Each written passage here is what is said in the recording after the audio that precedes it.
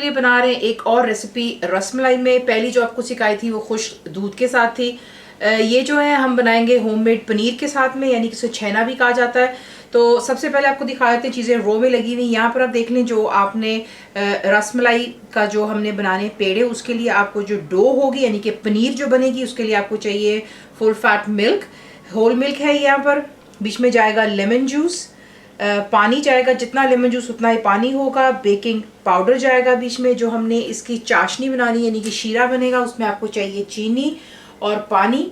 और जो हमने रसमलाई के लिए रबड़ी सी बनानी है उसके लिए आपको चाहिए दोबारा फुल फैट मिल्क यानी कि दूध है, होल मिल्क, चीनी यानी कि शुगर, कॉर्नफ्लावर या कौन सा जो भी आप इसको प्रोनाउंस करते हैं। चीज़ एक ही होती है, सिर्फ इसके नाम दो हैं। बादाम और पिस्ते जाएंगे, 10 आमंड्स एंड पिस्ताशियोज, इसको स्लाइस कर लेंगे। इलायची पाउडर बीच में जाएगा।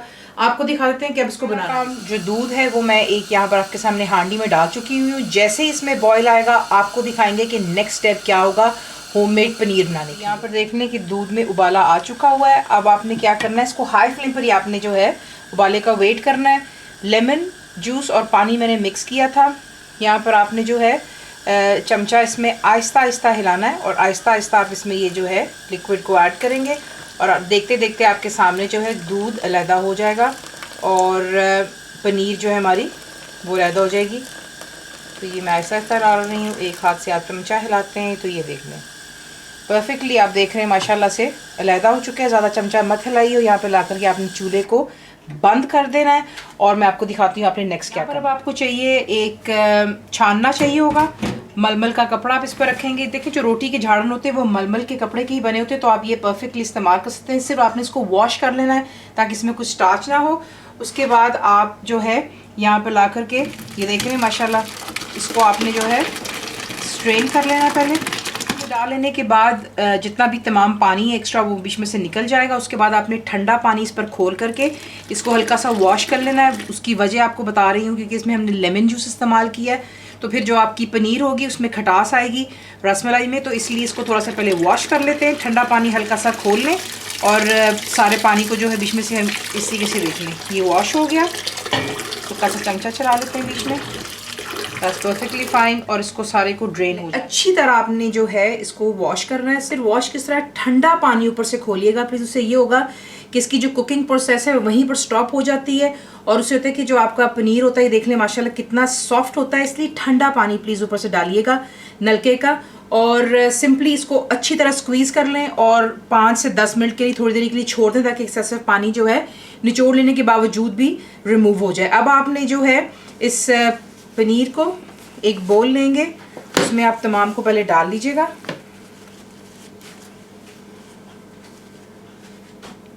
बीच में आप डालेंगे बेकिंग पाउडर जो आपको दिखाया था और इसको आपने अच्छी तरह मसलना है। और यानी कि हम इसको यहाँ पे किस्म का गूंद रहे हैं, आप देख रहे हैं बिल्कुल क्रम्बली हो रहा है। इसकी पहचान ये होती है कि ये बिल्कुल तैयार हो चुका हुआ है मसलने से, कि आपके हाथ पर एक शाइन आ जाती है और साथ ही साथ जो ये क्रम्बल नहीं करता, बिल्कुल आटे की तरह एक डो की फॉर्म में आ जाता है। तो उसको अच्छी तरह मसल लीजिएगा, 5 से 8 मिनट आपको लगेंगे। अच्छी तरीके से पनीर को मलकर मैंने एक साइड पर रख दिया हुआ है। साथ ही हम इसका जो है शीरा तैयार करेंगे क्योंकि सबसे पहले हमें रसगुल्ले बनाने होते हैं और उसके बाद रसमलाई बनती है। प्रोसीजर थोड़ा लंबा है लेकिन ये कि इंशाल्लाह रिजल्ट्स बहुत अच्छे आते हैं। आपको पता होता है कि कितनी अच्छी चीज़ आप साफ घर पर बना रहे हैं। पानी है, इसमें आप डालेंगे जो कि शुगर आपको दिखाई थी, चीनी, और इसमें कोई 1 तार या 2 तार का काम नहीं है। हाई फ्लेम पर रखेंगे और चीनी को जो है यहाँ पर सिर्फ आपने मेल्ट हो जाने देख लें। इससे जो है माशाल्लाह आपका बहुत सॉफ्ट बनेगा। देखिए जिस वक्त आप इसे गूंद रहे होंगे याद रखिएगा कि जिस तरह मैंने आपको रसगुल्ले सिखाए थे वो थोड़े स्पंजी बने थे। रसमलाई जो होती है वो सॉफ्ट होनी चाहिए, इसलिए जो आपका ये देख लें डो है बिल्कुल सॉफ्ट होगा, आपके हाथों पे भी चिपकेगा। उसी तरह जिस तरह आप पैकेट के निकाल करके बनाते हैं अंडे में, ये बिल्कुल उसी तरह सॉफ्ट है। बिल्कुल देख लें, एक कतरे जितना तेल आपने हाथ पर लगाना है और उसके बाद आपकी मर्जी है आप कितने बड़े या छोटे साइज़ बनाना चाहते हैं। मेक श्योर कीजिएगा इन पर क्रैक ना हो, जिस तरह मैंने आपसे पहले भी एक वीडियो में कहा था, लेकिन आप लोगों ने वही गलती की और आपके रिजल्ट सही नहीं आए। तो आप यहाँ पर देख सकते हैं कि मैं इनको बनाती चली जा रही हूँ। और छोटे बनाएं, बड़े गोल रखें या फिर फ्लैट कर लें, वो आपकी चॉइस पर है। मैं इनको जो है पहले हल्का सा यूँ हाथों पर नीट करती हूँ और उसके बाद देख लें हल्का सा आप इसको यूँ दबा सकते हैं और इस तरीके से इनको बना करके पहले से तमाम को यहाँ पर इकट्ठे कर लें। चीनी सिर्फ आपने डिज़ोल्व करनी है, फ्लेम आपने हाई पर रखनी है। और ये देख लें, ये माशाल्लाह काफ़ी सारे इसमें बन जाते हैं। अब आपने एक एक कर कर इसके अंदर आपने ऐड करते जाना है। मेक श्योर कीजिएगा कि जिस बर्तन में आप इन्हें डाल रहे हैं वो ज़रा थोड़ा बड़ा हो, क्योंकि इन्होंने फूल करके डबल द साइज़ में इंशाल्लाह हो जाना है। तो पहले तमाम को बीच में डाल लेते हैं और फिर आपको नेक्स्ट दिखाते हैं। इसमें आपने डाल लेने के बाद फ्लेम आप हाई पर रखेंगे, इसे आप कवर करेंगे। अब आपने ढक्कन को बिल्कुल हाथ नहीं लगाना है, इंशाल्लाह ये डबल द वॉल्यूम में हो जाएंगे।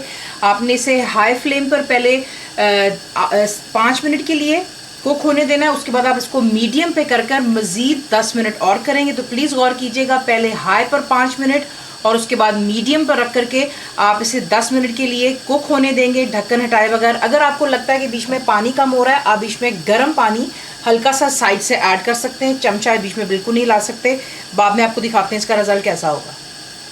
ये देख लें, डबल हो चुके हैं, 15 मिनट हो गए हैं। अब आप इनको एक एक कर निकालेंगे और ठंडे पानी में इकट्ठा कर लें। जब तक जो है रसगुल्ले पानी में पड़े हुए हैं वो ठंडे हो रहे हैं, ताकि वो ये कि उसमें से एक्सेसिव जो भी जूस है वो निकल जाएगा, ज़्यादा चीनी वाला। उसके बाद अब हम इसके जो है रबड़ी तैयार करने लगे। दूध यहाँ पर आप देख लें, बीच में आप डालेंगे चीनी और बीच में जाएगा इलायची पाउडर।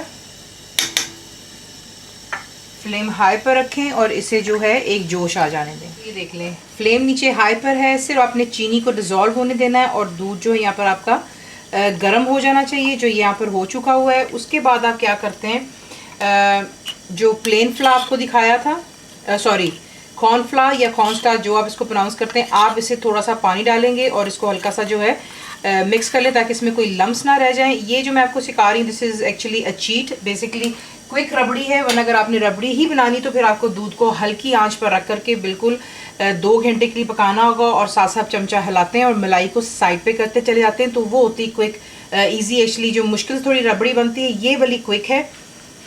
एक चमचे से आप इसको हिलाते चले जाएंगे और साथ ही साथ आप बीच में ऐड करेंगे जो कि कॉर्नफ्लावर। और जहां आपको लगेगा कि इसकी थिकनेस कंप्लीट हो चुकी है, जितना आपको गाढ़ा चाहिए उतना ही आप डालेंगे। देख लें, यहाँ पर ये काफ़ी गाढ़ा हो चुका हुआ है।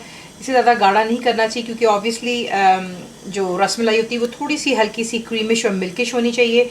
ये यहाँ पर तैयार हो गया हुआ है। उसके बाद यहाँ पर ला करके आप चूल्हे को कर देते हैं बंद।